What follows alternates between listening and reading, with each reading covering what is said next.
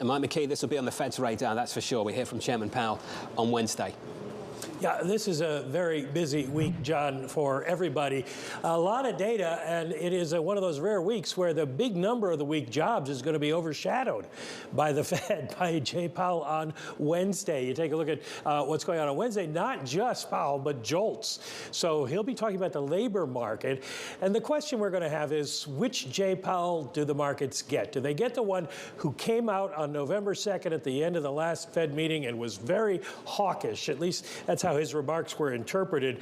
Interest rates going higher than expected, a ways to go, too premature to think about pausing?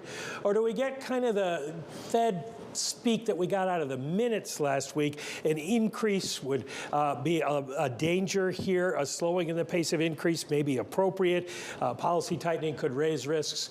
We're going to have to wait and see what we get from him, but probably he's going to lay the predicate for a 50 basis point move. Now, he is talking about employment, and it is employment week, so it's going to be interesting to see what he has to say about this. And I want you all to pay attention to this. Take a look at when the Fed is raising rates, which is the white line, and unemployment. Usually, unemployment does not start to really go up until the Fed has almost finished raising rates. And we have not seen unemployment go up. It's a lagging indicator. So we'll see what we get on Friday. We're at 3.7% right now. But do we start to see the same kind of reaction we've had in the past, or is this truly a different time, John? Mike, I wonder if you're on the same page of Andrew Honenhorst over at Citi. This is what he had to say this morning. Base case would be that Powell would guide a well-expected slowdown to a 50 basis point hike. But he went on to say, remaining hawkish by downplaying 1 month of softer inflation data, the jobs numbers may serve to emphasize his hawkish focus on a tight labor market. Mike, what do you make of that last line?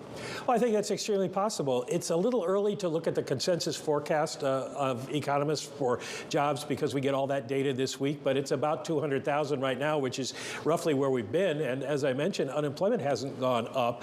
So the labor market is stronger than people have thought it would be. Now, maybe it's just delayed, or maybe this is a different time, but it could reinforce some kind of hawkish message.